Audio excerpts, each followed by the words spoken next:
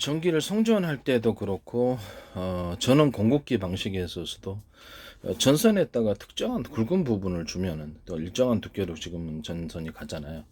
일정한 그 두께를 주면 거기가 이렇게 그 축적하면서 멀리 송전할 수 있습니다. 중간에 이제 광통신도 똑같아요. 광통신, 광섬유도 이런 식으로 중간에 특정한 지점을 약간 두껍게 만들어 가지고 멀리 송전하거나, 반도체 회로에서도 특정한 부분을 이렇게 두껍게 만들어서 신호가 축적돼 가지고 이렇게 제대로 뚜렷하게 전달되는 방식은 다 제 방식입니다. 그것도 그 동축 케이블도 이런 식으로 동축 케이블 선을 만드시면 제 방식입니다. 뭐냐면 이렇게 선이 있잖아요. 전기선이 있으면 이런 식으로 동그랗게나 이런 식으로 이제 동그랗게 이렇게 만들어 네모나게 특정 부분을 두껍게 만들어주네. 그러면 이게 이제 그 송전 손실이 없이 멀리 보낼 수 있습니다. 이게 이제 전원 공급기에도 이 방식이 들어갑니다. 이게 꼭 인류 역사상 획기적인 발견들이에요. 제 기술 구조는.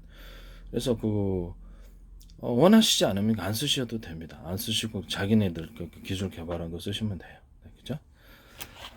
그 다음에 어떤 그 성전 선로에서도 그렇고 반도체 회로에서도 특정 지점을 굵게 만들어서 전압을 중폭시켜 가지고 네 군데, 몇 군데로 분할하는 이런 기술도 제 기술입니다. 이 특정 부분을 인위적으로 분할을 시켜 가지고 여기 중간에 동그란 점들이 있죠. 동그란 그런 네모난 그 두꺼운 부분을 만들어서 전력을 중폭을 시킨 다음 다시 두꺼운 하나의 선이나 또는 두꺼운 하나의 선이 아니라 똑같은 굵기라면 여러 선을 거쳐서 수영 구조를 만들어 가지고 이렇게 선을 구성하는 게 이것도 제 기술에 해당합니다. 이건 이제 전기적인 부분만 아니라 신호적인 부분도 똑같이 그 광섬유를 이렇게 일정 특정 부분을 뭐 동그랗거나 이렇게 특정 부분 네모나거나 이렇게 만들거나 아니면 광섬유 선을 흐르기 쉽게 하기 위해서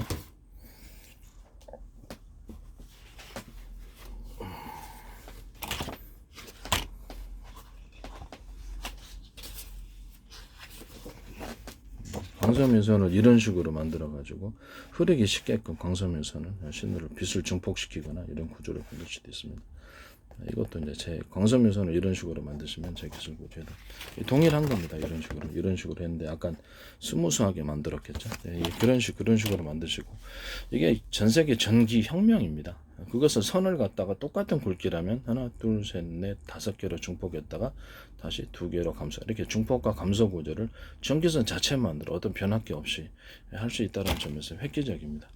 그리고 이제 제 방식은 펄스 방식이기 때문에 기존의 어떤 그 전기 방식에서 완전히 펄스 방식으로 바뀌기 때문에 변합이 쉽다라는 거죠. 펄스 방식에서 가령 똑같은 두께라고 굵기라고 하면 전기선은 로맥 4.0이다 그러면 하나 둘셋넷 다섯 개를 올렸다가 다시 두 개를 줄였다. 이게 증폭시켰다 감소시키는 구조가 너무 단순해. 이런 식으로 해서 변압기 만드시고 전기를 송전하거나 또는 어떤 그 전원 공급기에서 이런 기술 구조를 제가 A사례에 대해서도 이런 기술 구조를 얘기를 했었어요. 이런 거 하고 그다음에 또 다른 방식은 좀 더 강력한 방식인데 서로 두께가 이제 얼마나 4.0이다 그러면 다섯 개를 배치한다고 합시다. 전기 수용 구조를. 그러면 전기 수용 구조가 왜 중요하냐면 속도를 전기 자동차 같은 거 보면은 그 변속기를 없애버리고 전기 양을 통제해 가지고 전선 하나로 이렇게 들어오는 전기가 있고 전선 두 개로 들어오는 게 있고 세 개로 들어오는 네 개로 차선으로 이게 그냥 8차선을 만들어 주는 거죠. 그래서 사방대에서 들어오는 전력을 이렇게 받아들일 수 있는 수온 구조를 만드는 게 제 기술의 제일 핵심입니다. 그래서 모터 직전에 이제 이 선이 들어가죠. 예. 그래야지 속도를 변속기가 없이 그냥 그 전류양을 적게 주느냐 많이 주느냐 이 차이를 통해서 이렇게 속도를 증폭시키고 감속시키는 구조를 만들기 위해서 이런 수용 구조를 전선의 수를 많이 해준다는 거죠. 아니면 전선을 두텁게 해야 되는데 그건 약간 비효율적이에요. 그렇게도 할 수 있어요. 그것은 제 기술 구조에 해당합니다. 그것도 마찬가지라는 거예요. 그래서 모터 같은 데 들어가는 선 보면 이렇게 일정한 굵기로 이렇게 들어갑니다. 똑같은 굵기로 들어가는데 기존보다도 좀 이렇게 두껍게 넣어줘야 돼. 아니면 전력을 수용할 수 있는 구조를 갖추기 위해서 두껍게 해준다는 뜻이죠. 거기다가 대남 매듭 구조처럼 이런 식으로 동그랗거나 네모나거나 두꺼운 부분을 줘서 전력을 중폭시켜서 강하게 회전시킬 수 있는 그런 기술도 제 기술입니다. 연구 자석을 배치했다. 그러면 연구 자석을 두꺼운 거 하나 배치하는 게 아니라 연구 자석 얇기를 틀리게 해서 여러 겹으로 여러 겹에도 회사 마음이겠죠. 약 여러 개 버리면 훨씬 더 강한 회전이 일어나게 됩니다. 이 방식도 제 기술 구조에 해당합니다. 전기 생산할 때도 자, 이런 기술을 씁니다. 회전축에는 약간 대나무 매듭 구조처럼 해가지고 모터를 돌리는 회전축에는 대나무 매듭 구조라서 동그란 이렇게 밴딩식으로 원형 링이 들어가거나 뭐 이런 식으로 이렇게 그 힘을 축적시키는 장치가 들어가거나 아니면 그 변속기 부분에서 쓰듯이 회전축에 원형 밴딩식으로 들어가도 톱니바퀴가 있는 거예요. 그것을 맞물리는 원통형 톱니바퀴가 있고, 또는 변속기 같은 데는 이것을 원형 밴딩식의 톱니바퀴가 이렇게 그 축에 감겨진 있고, 그래서 안팎으로 톱니바퀴가 이렇게 있는 구조를 통해서 밑에도 역시 그런 똑같은 구조를 갖고 맞물려 갖고, 이런 이제 변속기가 어디에 들어가면 자동차나 K2, K9 이런 거라든지 이런 것에 들어갈 수 있습니다. 강한 파워를 나타내죠. 이건 이제 하시면 제 기술 구조에 해당하게 되겠습니다. 전선이나 또는 신호선, 광섬유선이 됐든 뭐 동축 케이블 선이 됐든, 경축 케이블도 신호선이죠. 또는 전기선이 됐든 이런 식으로 전선을 여러 가닥으로 만들어 갖고 증폭시키거나 여러 좀 감소시키는 이런 구조를 사용하시거나, 중간에 전선을 이런 식으로 두터운 부분은 이제 반도체 회로에서도 똑같습니다. 두터운 부분을 만들어서 전력을 증폭시키는 이런 기술 구조도 제 기술을 해야 한답니다. 또는 이런 것을 여러 개를 만들 수도 있겠죠. 여러 개를 멀리 송전할 수 있는 여러 개를 만들거나, 그러면 그거 자체가 카패시터가 되는 거예요. 이 자체는 하나의 그 카패시터, 콘덴서 역할을, 배터리, 전봇대 역할을 하는 거예요. 집에 이게 거리에도 전봇대가 있잖아요. 예, 그것이 전선을 그걸 통해서 다시 증압을 시켜갖고 이렇게 보내죠. 예, 그런 식으로 이게 전봇대 역할을 하신다고 생각하시면 되겠습니다. 이것을 여러 개를 배치하면, 그렇죠, 그 자체가 하나의 배터리가 되어버리는 거죠. 이해가 가시죠?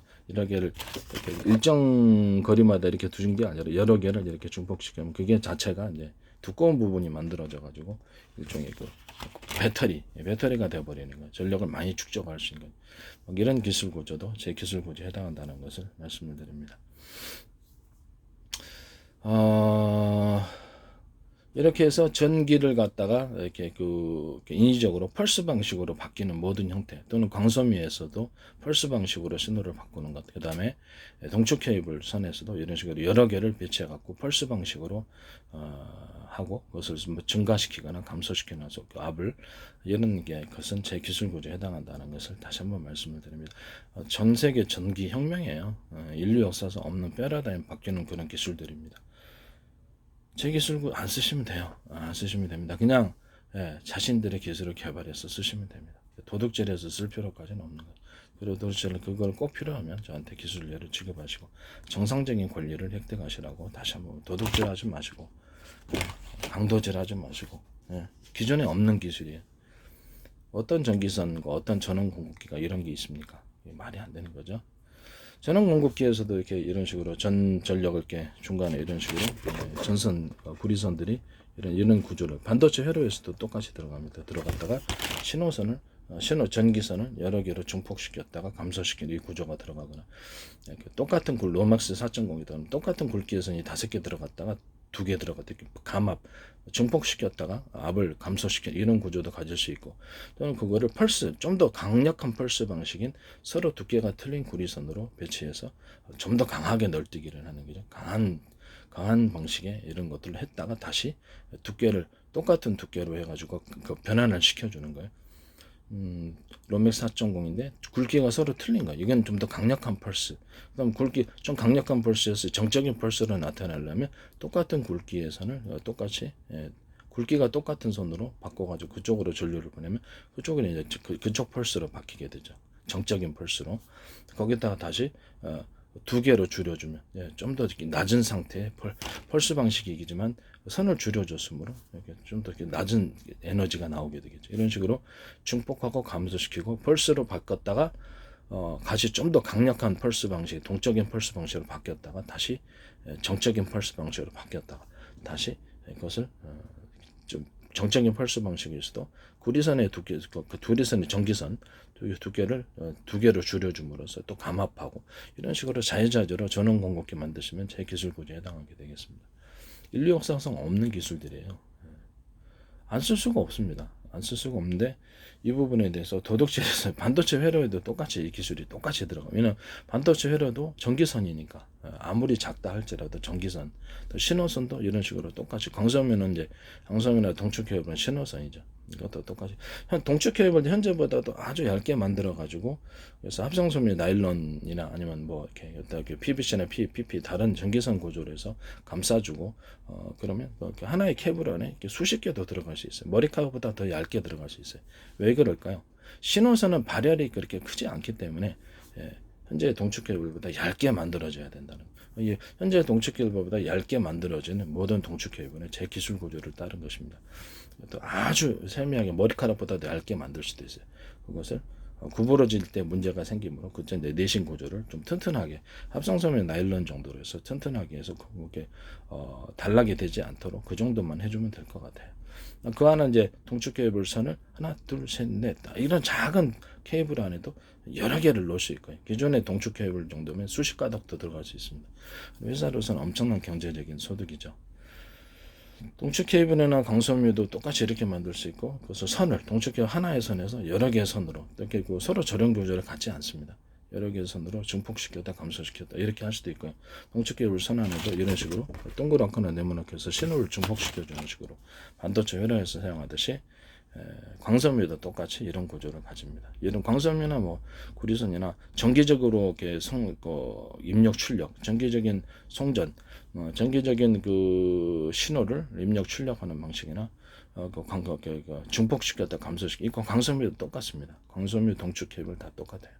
이런 구조로 만드시면 제 기술 구조에 해당하게 되겠습니다. 한전 같은데 송전할 때 이거 진짜 놀라운 획기적인 기술이에요.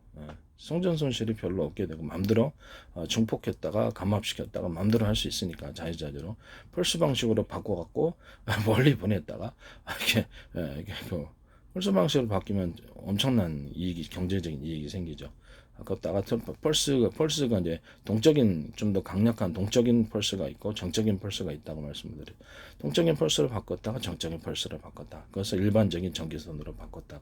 이렇게 할 수 있죠. 그냥 일반적인 가정에서는 그 정도까지 강력한 전기가 필요가 없으니까 감압 구조를 같이 해야 되니까 일반적인 전기선으로 그냥 그대로 바꾸는 이게 굉장히 효율적인 송전 방식이라는 것을 말씀드립니다. 전기 전원 공급기에도 모든 기계 이제 전원 공급기 안 들어갈 데가 없어요. 컴퓨터, 노트북, 그다음에 휴대폰도 그렇고요. 모든 기계 장치는 다 들어갑니다. TV에도 들어가고 이런 걸 안 쓸 수가 없습니다. 제 기술 구조를 도둑질하지 마시고 강도질하지 마시고 남의 집 가서 가전 TV 가전 뭐 세탁기 냉장고 다 훔쳐가고 이런 모든 돈과 훔쳐가 살면서 그것이 불편하면 안 되겠습니다. 뭐라 그러니까 그러시고는 그 미국이나 영국이 그걸 도둑질로 해서 도둑질로 기술을 연명할 수는 없습니다. 전 세계 리더를 해야 되는데 지적재산은 강화시켜서 세관에서 어떤 지적재산을 걸 위배한 것을 수출 차단시킴으로써 무역 적자를 해결할 수 있어요. 기술이 뛰어나면 전 세계 공개 기술이 너도 나도 다 만들면 미국의 무역 적자, 재정 적자 지금보다도 엄청 몇 배로 시간 올수록 뛸 것으로 생각하고 있습니다. 제 기술을 정상적으로 사셔서 하십시오. 국가의 보편적인 미국이나 영국의 보편적인 가치가 도둑질, 강도질일 수는 없어요. 한국도 일본도 마찬가지고요. 국가적인 차원에서 그렇게 한다면 누가 정치인이 그것을 지시를 한다, 공무원 그러면 그 범법행위에 해당하게 됩니다. 위법을 하게 되는 거. 뭐 돈을 받고 했든 자신의 이익과 관련이 있든 없든 간에 불법을 계속 지시를 하시는 것이거든요. 100억만 원 훔쳐도 도둑질인데 수십조에 해당하는 그런 인류 역사의 패러다임을 바꾸는 기술들을 제가 그렇게 생각하든 말든 상관이 없지 않습니까? 저는 정확히 보고 있습니다. 그런 기술들을 수십조 수백조에 해당할 수도 있는 그런 기술들을 도둑질 강도질을 지시해서 하시면 형사적인 문제가 생깁니다. 삼성이나 현대나 이렇게 삼성이나 현대기아차나 아니면 이렇게 LG나 뭐 이렇게 SK나 자신들의 그 연구원들을 통해서 특허 개설 개발한 걸 남들이 쓰면 좋습니까? 전 세계 공개적으로 애플이나 인텔이나 퀄컴이나 ARM이나 그죠? ARM도 지적재산 형성해서 기술료를 통해서 기업을 운영하고 있습니다. 기술 공개를 통해서 모든 특허도 다 공개됩니다. 만들기가 쉽죠. 공개되어 있으니까 기술을. 그러나 그걸 실제적으로는 만들게 되면 이제 전 세계 무역 질서나 경제 질서에 큰 문제가 생기게 돼 정치적인 문제까지도 생기게 됩니다. 도둑질하지 마시고 도둑질이 미국과 영국의 법원에 갈 수 없다. 그 도둑질과 강도질의 끝은 그렇죠. 미 달러의 파산이라는 것이 기다리고 있는 것입니다. 전 세계에서 공급자가 많아져서 미국의 무역적 재량자 엄청나게 심해지고 공급자가 많아지면 한국도 수출할 데가 없습니다. 이제 인도도 반도체하고 가전, 휴대폰 다 생산하고 이런데 뭐 다른 나라도 다 안 하겠습니까? 너도 나도 이제 다 자동차도 이제 자동차도 좀 더 전기차로 가면 자동차 구조가 재구조는 엄청나게 단순해집니다. 이제 가격 싸움이 되겠죠. 그래서 전혀 수출할 데가 없어진다는 것을 말씀을 드립니다. 밀달러 구조가 무너지는 순간이죠. 공개 기술로 갔을 때 도둑질과 강도질의 결국에는 파산이 있는 것입니다. 전 세계 세관을 직접 세관을 강화시켜 세관에서 도둑질한 공개적인 누구나 아는 공개적인 방송에서 도둑질한 공개적인 기술을 수출을 차단시킴으로써 문제를 해결할 수 있습니다. 그것이 승리의 길이라고 말씀을 드립니다. 경제전쟁과 무역전쟁에서 승리할 수 있는 길이다라는 것을 다시 한번 말씀드립니다. 도둑질 강도질이 미국과 영국의 또는 한국이나 일본의 전 세계 프랑스, 이태리, 네덜란드 뭐 이렇게 뭐 독일, 또 이스라엘 도둑질 강도질이 또는 중국도 마찬가지 그 나라의 보편적인 가치일 수는 없다. 도둑질 강도질을 정치인이 기술에 침해한 것을 알고도 내버려두고 조사도 지시하지 않고 하지 못하게 하지도 않고 그래서 오히려 독려를 한다. 여기서 자신 이익과 관련이 있다. 뭐 지분을 약속받았다든지 그거 형사처벌 대상입니다. 네? 그 나라가 어떻게 되겠습니까? 저한테 정당하게 기술을 사십시오. 이게 싼 기술 아닙니다.